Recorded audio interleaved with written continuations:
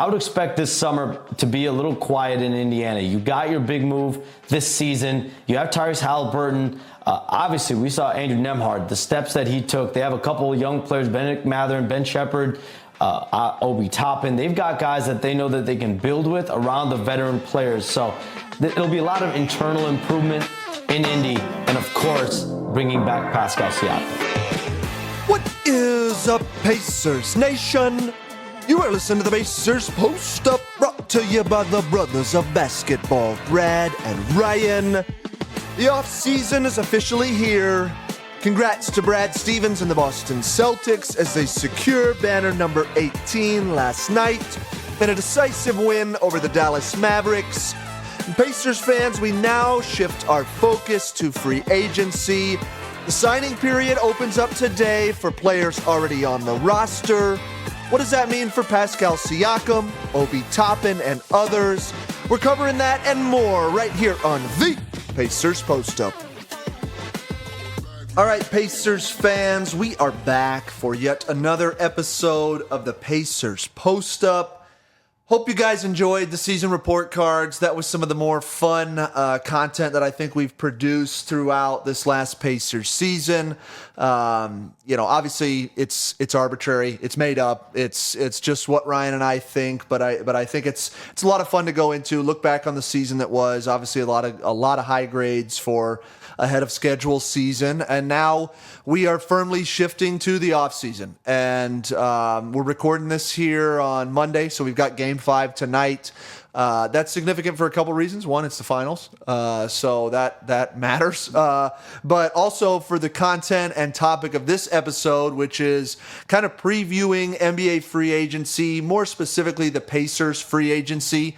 It could be open as soon as tonight. It is a new rule that has gone into place this year where teams can start negotiating and signing players that were in their building the previous season. So if the Celtics take care of things tonight at home against Dallas, we could start to see some contracts, reported as early as tomorrow, which is exciting. So we're going to kick off an NBA free agency preview episode. Depending upon how this plays out, Ryan, I think we're going to just sort of be reactionary. We don't have a lot of content in the can, so to speak. We're going to see how things go. Obviously, there's some big conversations with the Pacers, most notably Pascal Siakam, Obi Toppin, among others. So that's what we're going to get into tonight. We're really going to take a look at what's on the table, where we're at with these players, essentially our predictions for what's going to happen contract-wise. Do we sign them? What are the terms, etc. And then just sort of have some fun with what ifs. How does this fit? What does this mean for us, next year and beyond?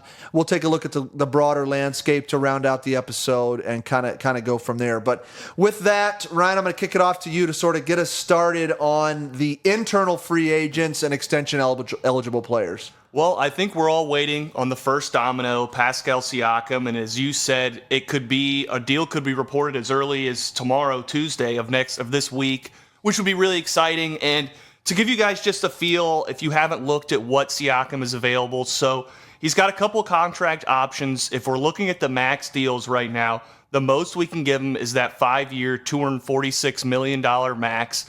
If you wanted to go less, 4-year, $190 max. 3-year, $137, 2-year, $88, $142. The first and second year, this is going to be a 3-year longer deal. I think everybody can see on this. And the question is, amongst Pacer fans, is he a max player? Should we do this? I think there's a little bit of back and forth amongst Pacer fans, but I think me and Brad are in agreement here that he is a max level player. Yeah. And we've said this, he will be our best free agent signing pretty much in our history, topping David West, which was one of our better ones. So I wanted to make a prediction of maybe what we thought the contract was going to be, what we then think if that's a good deal, some of the pros and cons of it. So I won't dilly-dally around it. I think we'll probably sign him to that 4-year, $190 million max. Yeah, I hope you're right. I happen to think, all the reports that I've read, and Ryan kind of laid it out, everything I've read has said Siakam's camp is going to seek the 5-year. And as they should. This is probably going to be his last major contract as an NBA player. He's right at the kind of in I would say the back 2/3 of his prime, if you will. He's 30 years old. I think because of some of the dynamics at play, and I know that this is not a great reason to make a signing, but it is a reason, and that's who else is it going to be? How else are you going to get a player of his caliber in the building? And I think it goes 5 years. I think we ultimately give him the max. I wish and I hope that it's 4 years. I think that you can see with Siakam that at this point in his career, he kind of is what he is. Yeah. Right? I don't think there's not an upward trajectory to his game. And so you're committing a huge chunk. Really, you'd be marrying up the Tyrese Halliburton timeline right to Pascal Siakam as his, Batman to the Robin or Robin to the Batman, however you want to look at it. Siakam's definitely the Robin in that equation. I'm just saying, however, whichever comes first in that. But I think it goes 5, and I hope that you're right on 4. I just think that we're gonna make sure that we make this signing. Now, the flip side of that, and Ryan, you can correct me if you think I'm off base on this. No other team can offer him more than 4 years and 180 something million. So we're the only team that can give him the 5-year, $245 million contract. And that was the incentive to bring him in the building at the trade deadline, is to get his bird rights so you can have that 5th-year option. The only team, as you just said, that can offer it. And I'm with you. I think the 5-year option is obviously what he's going to be seeking. You said it's going to be his last major deal. And the 4 or 5 year, it's not that big a difference to me. I think a lot of fans hear that number and it's like, it's a shock number to them where they see it and they're like, oh my God, we are going to be, spending this on Siakam for the next, 4 or 5 years, up to $56 million a year in that final year of that contract when he's 34? He'll be 34 in the final year. So I get that causes hesitancy, and there is some risk through that for sure. But I think what fans underestimate at times is, one, the cap's going to keep growing. We're expecting a 10% increase next year. And then with the new media deals, that's how the cap gets fluctuated. And I don't remember the exact numbers, but they were billions of dollars this year again. So I think we see that coming.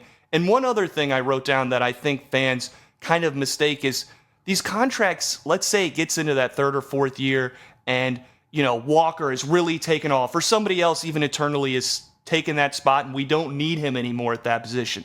These contracts are tradable. We've seen these. We've seen big contracts get moved. It rarely takes other assets. Some Russell Westbrook was a different exception, but like Bradley Beal was just traded for a bunch of 2nd-round picks. He signed a 5-year, $251 million deal. And I don't care what you think. Siakam is a better player right now and will continually through those contracts. I don't think there's any doubt about it. And you brought up 2 things that I think are worth just digging into briefly here. One is 34 years old in the 5th year. So let's say it is the 5-year max and he goes that route. PG's 34. Kawhi's going to be 33 this summer. Jimmy Butler's 34. Hell, LeBron's, 40. I mean, I think with the way that these guys are taking care of their bodies, things like that, as much as I don't want to bet the house on a 34-year-old player, PG's going to be seeking very similar money. I mean, there are early reports about the Sixers looking to make Paul George the max, which in his case is probably just a 4-year deal, not the 5-year, but that would put him into his age 38 season. So you kind of have to put that in perspective and say, okay, there's a lot of guys still making all-star level contributions in their age 33, 34 season. And that would be the hope here with Siakam. You're not making this deal if you think he's going to have some sort of massive regression. And based on what we saw, even just as recently as the postseason, there's no indication of that. I don't see that coming. The other thing that I think is really important when fans see these numbers, $245 million, it's like, oh my God. Think about how big we thought the numbers were for guys like Solomon Hill, Jan Mahimi, who were signing these at the time. They were like $70, $80 million contracts. And it was like, oh my God, how? But it's because on the back half, as the cap goes up, the number relative to the cap just gets smaller. And so you have to understand that, the first year of the contract, I think, would be $42 million or something like that. That is a lot of money, don't get me wrong, but in NBA dollars, that's just going to get smaller and smaller as these cap numbers go up. I mean, look at Patrick Mahomes signs the $500 million deal, and baseball, they've had I can't remember what it was, a $600 million contract, maybe north of that. So it's the world we're in right now. And it's actually a really good summer because of the media deals and the expected increase and spike. And you hit on it that one summer where like Bismack got his big contract and Solomon, there was a spike that year. It was actually a bad time to be spending money because it was the first year of the spike. Okay. And we're right before it this year. Gotcha. So this is kind of a good year to be spending that money. And that's why you'll see a lot of teams get extension done. You'll see like Cade Cunningham, Tatum is up for another one. Yeah. You'll see these teams try to get in these early. And two, because the new CBA, and we're not going to get into this because it's really complicated, but there's a lot more now. The tax has changed in terms of the luxury tax. The aprons, yeah. So going into the luxury tax isn't as big a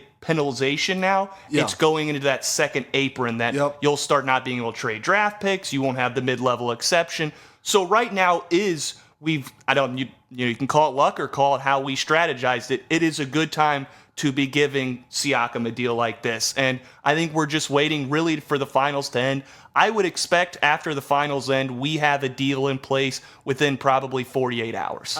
I think you're right. Going into this recording, I had it in my mind. They've probably got the parameters of the deal ready to roll, and it's going to be more about, finalizing, sign on the dotted line, etc. I can't imagine that that's not teed up at this point. He's the priority of the offseason, as he should be. And I guess, moving on from the predictions, it's the right signing. Yeah. As we talk about not only what we think's going to happen, but is this right for the Pacers?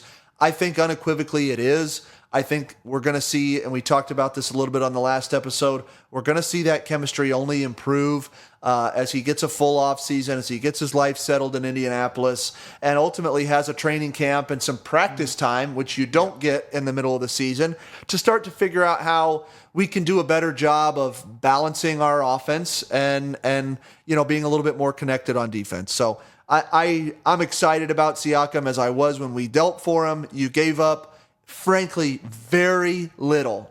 And I know the price tag is big, but it was 2 first-round draft picks in this draft. Which is horrible. And if you're reading reports, everybody's trying to trade their picks, and nobody can move them because nobody wants these guys. Nobody wants them, and nobody that we were going to draft was going to play. Yep. We can't even get we talked about it in the report card episodes. We have too many guys that need minutes. Well, and this even plays in this isn't a con, but likely with this contract, it is actually going to probably set up for sometime, maybe late in this deadline or even next year. At some point, we'll probably have to do some sort of consolidation trade because the money's not going to be there for Nembhard, Mathurin, Walker, Neesmith again, whenever all these guys come up. So you still have to make this deal. You can't think about that now, but there will be a moment where likely we can't pay all of these young guys, Shepherd, obviously. So we'll have to see, but that's for much later. It is a problem, but it's not the problem of the day. Yep. And right now we've got a lot of young guys on team-friendly deals, and so you've got to capitalize on that, and you do that by making this signing and getting this guy for 4 to 5 years and in your building. So with that, he's really kind of the marquee free agent. I think we got to go right next is Obi. It's Obi Toppin. Obi is more than likely going to become a restricted free agent. Basically, the logistics of that are we have the opportunity to extend him a qualifying offer. It's $7.7 million. I don't anticipate him accepting that, at which time he'll become a restricted free agent, which essentially means that any offer sheet that he goes out and signs in the open market, we have the ability to match it. And Ryan, this one is so interesting. It's as much as I love Obi, I'm still torn. And so where are you at? What's the market? How do you see this playing out? I think that's a good place to start because you first have to look at what is he going to draw on the open market and who's going to be looking at him, because we'll see. Does somebody think he's, a low-level starter perchance, or is he a bench role guy? I would predict his contract, if it's with Indiana or somebody else makes the offer, is somewhere in that 4 for $60 range, or 3 for $445. It's probably in that $13-14 million a year range would be my guess. Where do you think it? I think it's going to be higher. Okay. I really do. And there's a couple of reasons why I say that. Obi did everything that you wanted him to do and a little bit more. Now, the stats don't necessarily wow you in terms of the points per game and things like that, but you have to remember he was relegated to a bench role largely for his defense. While he is not ever going to be a great defender, I don't think, because of his lateral or lack of lateral quickness, he did improve on that end of the floor. And I think he's shown an ability to be able to fit in a lot of different lineup combinations. I think he's still only 26 years old. And I saw this stat. This was wild to me. First qualified player in NBA history to shoot 70+% on twos and 40+% on threes in an entire season. Wow. And I mean, he's just a very efficient player.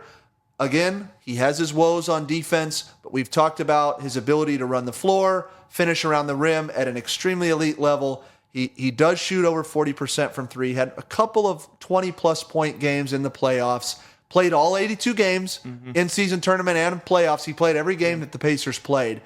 I just think that there's going to be front offices, for all the reasons that you just touched on with Siakam, now's the time to spend the money. Yep. You've got a guy that's on an upward trajectory, and particularly if it's a team that is a little bit stronger than we were from a wing and forward defensive perspective, you might be able to hide him a little bit more. We struggled to hide him, particularly in the Boston series, and we just don't have that guy. Our best defenders, Nembhard, Nesmith, Shepard, they're all undersized for the 6'9", 6'10" players out there. So I put the number, honestly, I would wrote down a little bit closer to 18 to 20 million. I think that's where it ultimately comes. And I guess, so I'll let you answer first, and you can answer it, I'm sure, based on where you think the math's going to come in. Yep. And I'll answer it in the same way.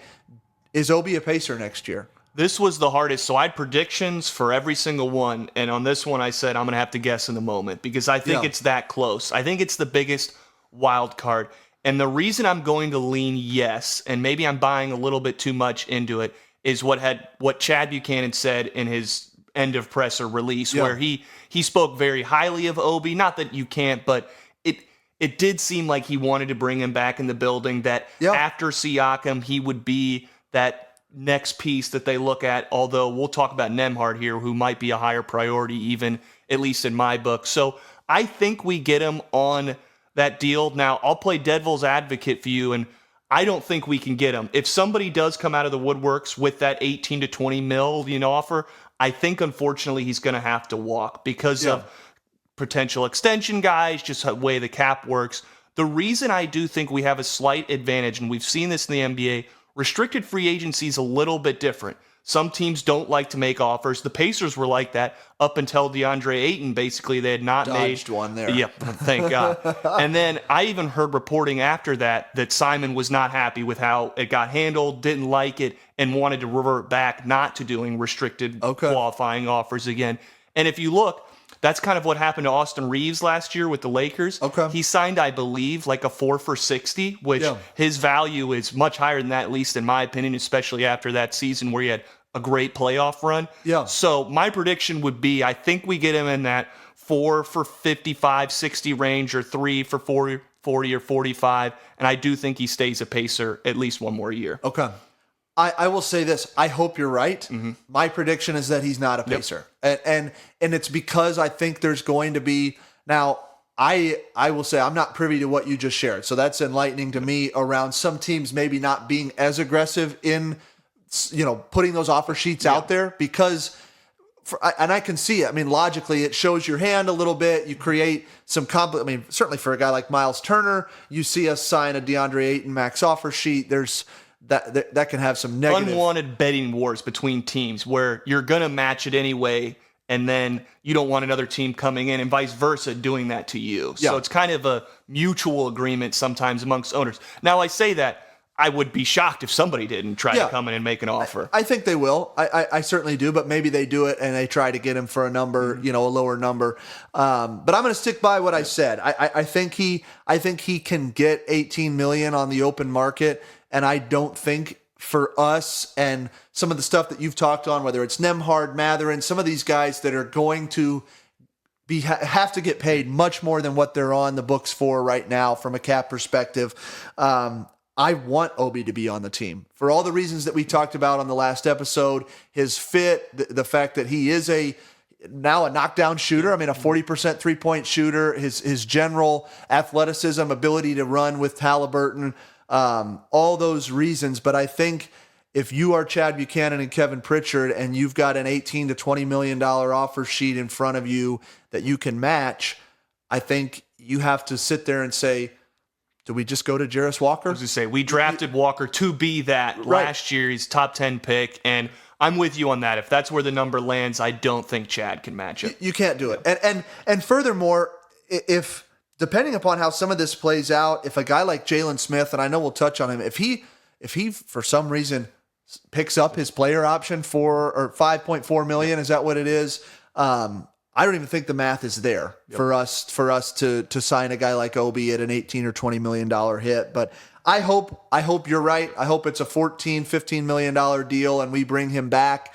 And it's worth saying again, if no other reason than some of that consolidation that you just talked about, you need tradable assets. You need contracts to make the math work when you're talking about trading guys that are on their rookie deals and maybe trying to consolidate a couple of roster spots for a guy that's making $25 million or something. Mm-hmm. You need somebody in the building that is not only an asset, which I think Obi would be considered, but also can kind of make the numbers work. So with that, we'll sort of shift into a couple of guys that are extension eligible players. And, this is, I heard this get talked about. I can't remember if it was on Tony East's show or who was talking about it, but this was inevitable after the Andrew Nemhard playoff run.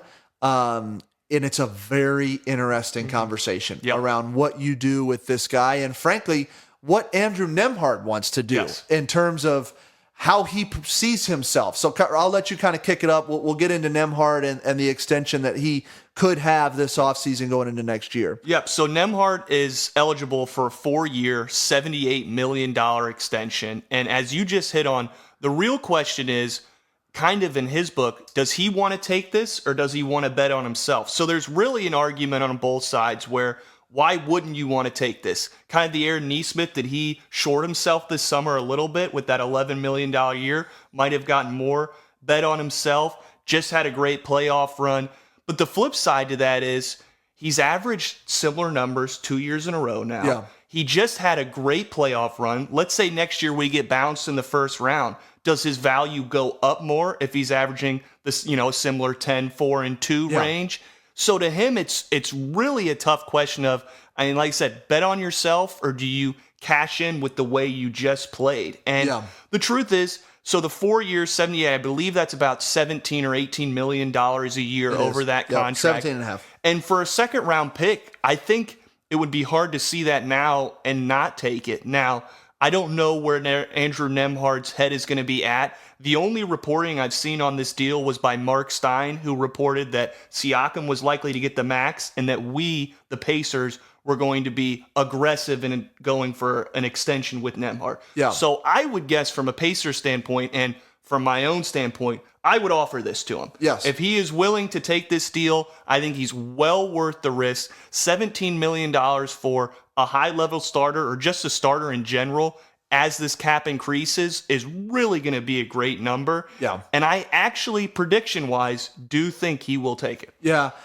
I'm actually with you on that. I think he will too, and I won't reiterate some of the things you just said, but I think the psychology of it is exactly what you said around, are you going to see improvements? You're essentially behind Tyrese Halliburton. Yep. So your stock is at a, I don't want to say all-time high. It certainly is all-time high for his career. Now, can it go up? Sure. But this season, you can't say that we're going to replicate the same type of run that we just had. So if I'm Nemhard, I'm cashing in now, particularly because he's still only, I want to say 24. Is he 24? Okay. He's 24 years old. So you're still going to have an opportunity, if you play well, for another great contract. And frankly, in my opinion, it makes him a little more movable. Going for, not that you couldn't move a $2 million deal, but at that point, you're not really the cornerstone or centerpiece of a trade.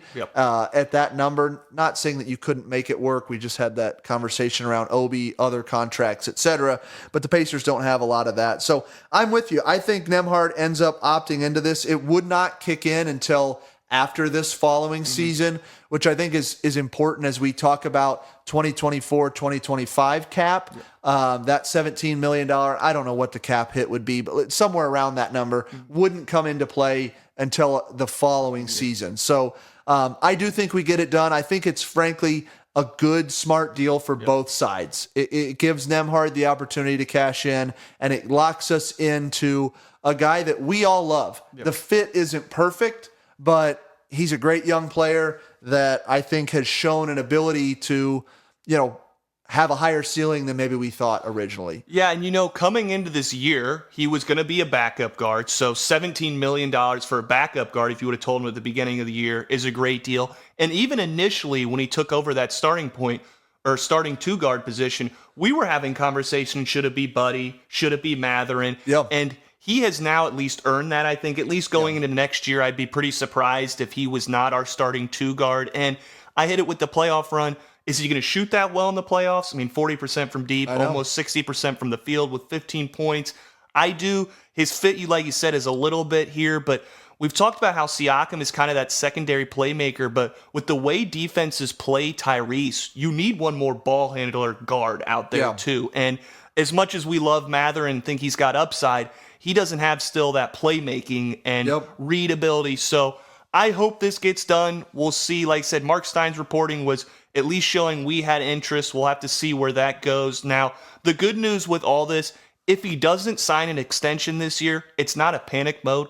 He'll still be a restricted free agent next year. So we will be able to keep him no matter what. It's just a question of, does that number increase next year? Is it closer to $20, $25 million a year? Or if he had a bad season, is it less? But I wouldn't think he would. So I hope this deal gets done, and I do think actually it will. Yeah, that's kind of where I'm at with it too, and it'll be interesting to see. Now we kind of move on to I guess a very similar situation, although somebody that's at a completely different stage in their career, and that's T.J. McConnell. Also eligible for a 4-year extension worth up to about $80 million. Very similar numbers wise.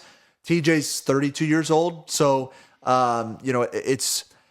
this one's becomes a little bit more challenging. I've been as high on TJ as I could possibly be. I would love to see us do an extension, but I think if you're the Pacers and you look at, I think he's on the books for like $9 million in this upcoming season. 5 of it's guaranteed. We're not waiving TJ, so we're going to pay him the full $9 million, barring an extension. My prediction here is that we don't. This does not come to pass. I think, for all the things that TJ is, particularly if a Nembhard extension gets done, you don't do this deal because Nembhard is that secondary ball handler or third ball handler with the starters. From a lineup perspective, if you go 8 or 9, you can play him a ton with that second unit. You have Jarris Walker, who's supposed to be another kind of ball handler. I mean, there's just too many other directions you can go. And TJ, frankly, would be 37 at the end of that contract. I'm not sure I see the need to do it this year. Yep, I would agree with literally everything you just said. And again, it's the same thing with Nembhard, where in theory, if this doesn't get done, it doesn't mean next year we can't go to the table, see where our cap sheet's at, see what we can offer him, give him an identical contract to what this could be. But I'm with you where I think with the way money is going out this year, it would be really hard to give TJ, and I don't know if he's, as much as we really do love him, $20 million a year for TJ McConnell is probably high on the market for a backup guard, even though he probably deserves it in all honesty. I just think that we need to reserve some flexibility, and maybe, I guess, the one argument is if Obi walks, Nembhard doesn't go, then maybe you can look at TJ and, hey, maybe we'll give you $15 million a year for the next couple, and then he becomes another one of those deals you've hit out where a consolidation trade, he's kind of a numbers game too in it. So I'm right there with you. We're picking up the $9 million for sure. I think he rolls in as the backup point guard, just like he was pretty much all year this year. plays his game, we love him, and then we'll come to the table next year. And like I said, at some point, we're going to have to make some sort of moves, I think, in this season.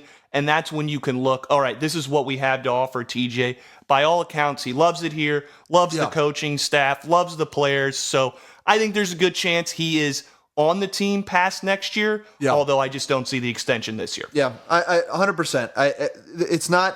It's really just more about where we're at than it is a reflection on the player. Because TJ had what I thought was a 6 man of the year, type of season. And I think he is critical to what we do going forward into next year. It's just the math's not exactly there for where he's at. A couple other guys that I think we have to just kind of briefly hit on. Doug McDermott will be an unrestricted free agent. He was making about $13.5 million last year. That was the contract he signed with the Spurs, 3-year deal on that. Right, unless you need to fill a roster spot, I don't think Doug factors in. I mean, it would be the only scenario that I see is a veteran minimum in a 13th, 14th man type of role. And that's truly it. And I think Doug will probably go try to be the 9th man on maybe a contender, see if he can get in anywhere. There will be a team who wants to win that lacks a little bit of shooting and needs what he brings. Our bench is loaded. There is no role for him next year. And I would be pretty surprised if he was back. With the way our roster is going to work out in space, if we sign any free agents, draft any rookies, I just don't see a spot for him. Agreed. Couple more. Jalen Smith, we touched on it, $5.4 million player option. You said you saw some... I saw one report, and it was like a New York Knicks reporter saying that they thought it was expected that Jalen Smith would decline that option and that they could be a dark horse kind of to be that Hartenstein backup or depending on what they do with Mitchell and Hartenstein. That report, I wouldn't worry about it. It's more about internally what do we think. I don't think Jalen would pick that up. That number is frankly so low with the way the cap is now, $5.4 million. That's what we thought when we signed him to this. That's why he had a player option, because if he thought he outplayed it, he could decline it and get more money. Falling out of the rotation, not playing in the playoffs doesn't help his value. With that said, he's got talent. We've seen this. He's a shooting big. He can rebound. He's a decent defender. He's got size. He's got fundamentals. I see him declining that. And then if he does, I do see him testing unrestricted free agency and probably leaving. Yeah, I think it was clear that in the playoffs, he was sort of the odd man out in terms of the front court rotation, if you will. And listen, I think he gets north of 10 million. I just do. I think he's young enough. I don't remember what his age is at, but it's not much more than 24, 25 years old. You hit on it. A guy that can do a little bit of everything. He can shoot, stretches it to the 3-point line, has a somewhat of a post-game arsenal, and is a solid rebounder for probably undersized at center. He's a bit of a tweener, 6'10", 6'11", but this guy's going to fit into somebody's equation. I don't think he sees his value at $5.5 million, and I don't think he wants to sign up to be... Frankly, if we signed him and we kept everybody else, he would be number 12 on this team behind, the starters. And then you would have the Obi, Jarris Walker, Isaiah Jackson kind of front court. And he's the 4th one in that rotation. And that would put him in a bad position next year to get a better contract. So I don't see any reason why he's not going to seek more money. And even if his market's low, $5 million he could find anywhere or somewhere. And he's going to get $5 million and get a chance to play. Exactly. And that's kind of what you're saying. And I think you're spot on with that. Last but not least, James Johnson. Yeah. I mean, I don't. The guy fan favorite. Yeah, he doesn't play basketball for us, so it's really not relevant. I think a lot of his involvement with our team is just predicated on, does he even want to to run this thing back again and sit on the bench and be this kind of player coach, veteran mentor, if you will. I'm sure if we've got a 15th spot, we'd sign him for a veteran minimum deal. We did a lot of his onboarding through 10-day contracts, and we cut him and brought him back and blah, blah, blah. I mean, is he on the roster? And I think you just hit on it. To start the season, I don't think he's on the roster. Yeah. As much as the players do love him, and like you said, he's pretty much a coach at this point to all respects, I think going into this year, and I said this before, just with drafts, and we're still likely to probably pursue at least one or two free agents somewhere. And two-way guys, are we going to award anybody like Quentin Jackson or Oxford Shibwe? So I just don't see him initially. Now, that doesn't mean, like you said, he didn't start on the roster last year. Yeah. And then we brought him in just so he could stare down Giannis and the Bucks. And so the I don't... timing of that. Yeah, it was... And you know what was even better? I have to plug this in. It was... So Kevin Pritchard's son, KJ, tweeted something out at the time that was like basically a nod to that. Now, whether or not there was any discussion of that, I'm sure not. But the timing could not have been better around that signing. Anyways, so I think that's where we stand. I don't see him on the initial roster. Like, I think he's going to be 38 next year. I mean, if we have an open spot at some point in the season, the players love him, give him the minimum, and he can be the 15th man again. Yeah, I feel the same way. Not going to really factor in a whole lot in terms of dollars and or the direction of that this team is going. So that kind of brings us, rounds out the internal, if you will. We can't talk about free agency without hitting on a couple of the big name free agents. So we're going to, just spend a couple minutes here to kind of go through. I guess we'll start with PG. Yep, the elephant in the room. Yeah, for sure. We've talked a little bit about a PG, and we're going to go through these pretty quick, I think. The main part of this was to go through the internal, because that's really where our free agency lies. But there are some other names out there, and PG's one that there were rumors before about him possibly wanting to come to Indy. We saw him 2 nights ago on the broadcast with Joel Embiid with the Sixers. Wink. Yeah. I think... And I heard this on Windhorse podcast today, who is quickly climbing into a Mount Rushmore of my favorite reporters, because he's on top of it, and I think he's hilarious. But he said, and this makes a lot of sense to me. Well, I guess I'll start here a little bit. Yeah, he's not coming to Indiana. No, there is, I guess, in theory, a way for him to. It's not going to happen. Siakam's our guy. There's no way we're signing him, Tyrese, and PG. We would be into that way apron. Simons is never going to. And I think it would require Turner to be gone. I was going to say you'd have to move half the roster. It's not going to happen. With that said, at least fun speculation. It's come down to a few teams. I think Paul George has been using all of the Indiana rumors, the Philly rumors, to leverage the Clippers into making him the max deal for 4 years, like you hinted at earlier. So I actually do think he's going back to LA. Do you really? Mm-hmm. Okay. I'm a little torn. And the only reason I say that is I don't know if he believes that's a roster that's going to win. Yeah. I just think if you look at the Western Conference and the teams that are battling and competing in the Western Conference, the way they're made up now, granted, Dallas doesn't have, it's not like they have a Nikola Jokic or a Karl Anthony Towns or what have you, but there's some big front court players that have dominated that league, and I would not be surprised to see him make the jump to Philly. I think there's a clear fit for him on that team. They tried the Tobias Harris experiment. Harris has largely underperformed over the last couple years, and frankly, I expect him to honestly not get much more than a mid-level deal going into this next offseason, and that's kind of a big fall from grace. Not that we're here to talk about Tobias Harris. I'm going to say Paul George ends up with Philly. I just feel like he's one of these guys that is chasing a little bit, and that's been the story of his career ever since he, really, the writing was on the wall, his departure in Indiana. So I will not be surprised if he stays in LA. Don't get me wrong. I'm not like convinced about it, but I could see it going Philly. I feel like it's one of those two. Orlando's kind of floating out there. Maybe somebody, when he went to the Thunder, that kind of came out of nowhere. And then when he went to the Clippers, it kind of came out of nowhere too. Yeah, it did. So we don't know with him. We'll see. The other couple players I wanted to talk about and just bring up, OG Anunoby has a player option that he's likely going to decline so that he can seek more money. The only reason I bring it up, it feels like he's going to be a New Yorker. I would say that's in the 90s, high 90%.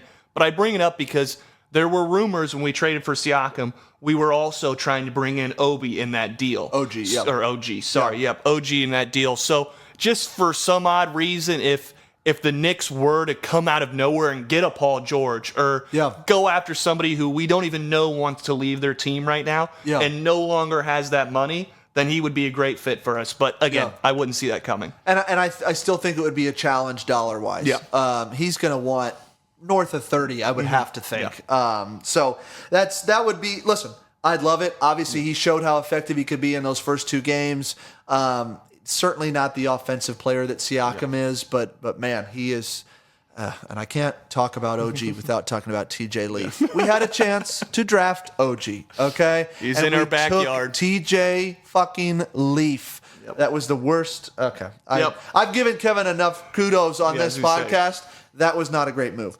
No. Who else? Who else is on that short list? I think we got to touch on Hield really quick. What's he going to do? Where is his value at? Because that was such a conversation this last year, in and around the trade talks, et cetera. So that's and we should start. Hield cannot sign with the Indiana Pacers because there is a rule in the NBA. If you trade a player and then they go into free agency that year, you cannot sign them. That makes total sense why you can't do that because you obviously, so we won't get into that.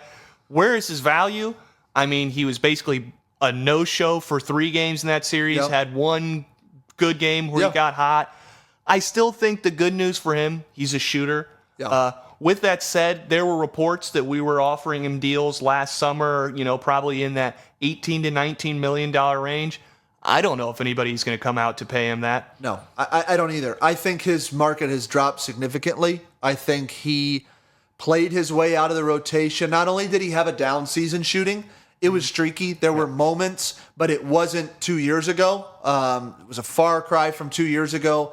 And defensively, he's undersized and lacks a little lateral quickness. He's not getting any younger while he is an Iron Man, and he plays and he's ready.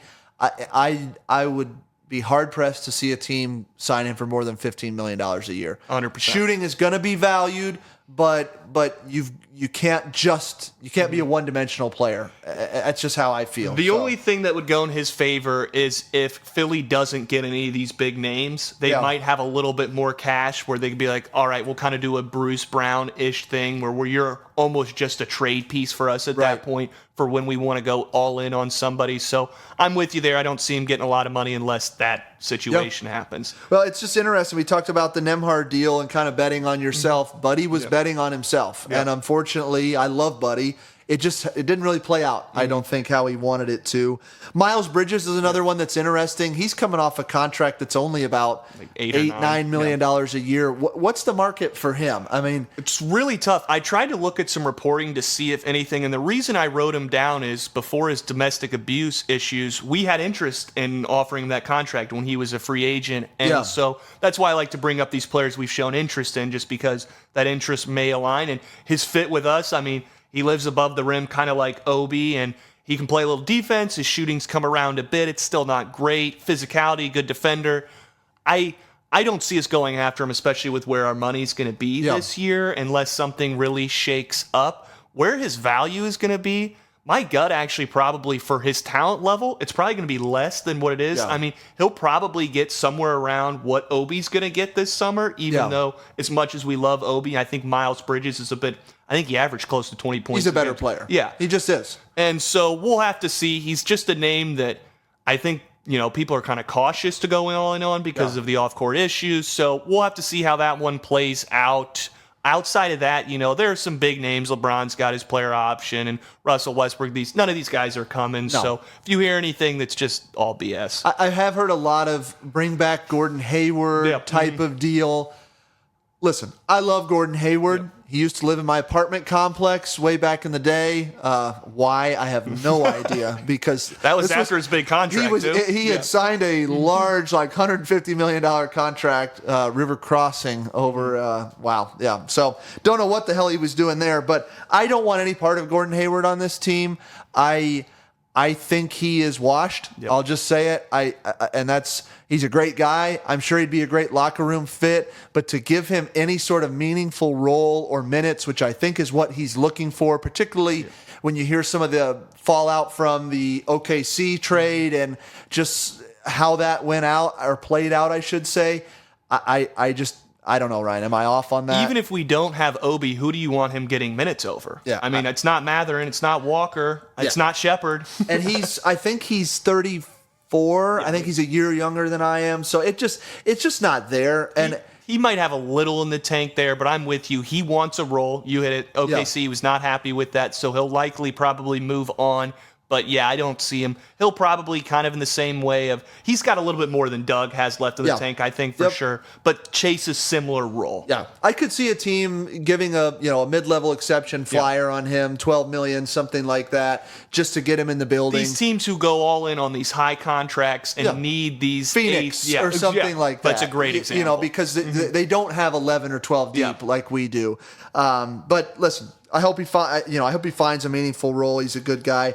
I guess I think our focus has got to shift to some of these. If we're going to bring anybody in the building, you're not spending a lot of money on them because we just went through it. Siakam, Obi, a Nembhard extension, a couple of these different alternatives. Who are some guys that we're maybe not talking about that we could get, whether it's vet minimum or maybe that mid-level exception type deal? Yeah, I think, and I'll list a few guys I thought, and we won't get into all their games because it's kind of hard to predict these. You don't know who's going to have interest, who's going to fall anywhere. So I wrote down a few names, and spoiler alert, they're all wings. They're all big wings who I think can defend a little bit. So I wrote down Kyle Anderson, could be an interesting one. Kind of a playmaking big. I had him too. So. Doesn't have a great 3-ball, but could fit in and kind of play that wing, good defender. Isaac Okoro is a restricted free agent. I expect the Cavs to re-sign him unless they shake things up. You don't know. He's a great defender. Maybe he gets on the market. I had Taurean Prince from last year, played with the Lakers. He averaged like 8 points, shot 44%, 39% from deep. Kind of has that 3-and-D off the bench. And then Najee Marshall for the Pelicans. Okay, I don't even know him. So he's a younger player. Again, I wouldn't expect them to let him walk, but he averaged 7 points a game last year, 46% from the field, 38.7% from deep last year. Kind of that 3-and-D wing type, and that's really where I looked. I wrote down like Cedi Osman, maybe these guys who, if we needed one more spot towards the 13, 14, 15 spots on this roster. We'll have to see. If Jalen Smith walks, there's likely going to need a third big in here somewhere. I've hinted maybe it's Oscar Tshiebwe who comes in a bit. Maybe it's somebody in the draft. There's a couple big men in there. But I think if we were to sign anybody, it's going to be in that big wing defender role. Okay. The only other guy that I wrote down was Cam Reddish. I thought, his contract this year, I don't know what the market sees for him. Is he a mid-level exception player at that $12 million? Is he on it? He's eligible for a veteran minimum contract. Is he worth more than that? I mean, he has size. He's been very underwhelming, I think, in terms of, he was a lottery pick his potential. He's not living up to. And he's kind of like a Christian Wood, who everybody keeps taking flyers on after flyers, and he never really sticks. He doesn't, and so LA is. You never know what LA is going to do. So maybe he's somebody that they just say we'll move on from. I frankly remember the in-season tournament finale. He caused some problems for Tyrese Halliburton. He has some defensive versatility. He's always been pegged as like a 6'8", 6'9", 3-and-D guy. Like you said, it just hasn't really come to fruition. The only other thing that I put down was, depending upon how some of this goes, there has been talk of consolidation. And I don't think, nor do I want or believe that we're going to do this, but let's say we make a consolidation in the wing room, and for some reason we get that, we package a Nembhard or a Ben Shepherd or, whoever in some sort of deal. I could see us trying to go for like a Gary Harris type player. He's going to be an unrestricted free agent. I think he commands the mid-level exception type money more than the veteran minimum, but he shot 38% last year. It was like 42 the year before that. Injuries have plagued him a little bit. But he's still only, I want to say, 31 years old. He was in Orlando's playoff rotation. He might even started a few games. I mean, he still got some. Yeah, he started. He actually supplanted. I forget who it was, but he did start in that rotation. Had a couple good games on Donovan Mitchell. He's not a 6'8", 6'9" guy. He's probably 6'4", maybe 6'5" on a good day. But just frankly, Ryan, I know we're going to sign somebody. Yeah, we are, but I don't see it being a real rotation factor, no matter who it is. No, it would be kind of what you hinted at if it's that Cam Reddish style, almost where it's a situational role, where we're playing a Boston and we cannot slow down Brown or Tatum, and we need one more guy to throw out there for 5 to 10 minutes to stay on him. That's all I really see. We've said this really thinking we hit it at the internal.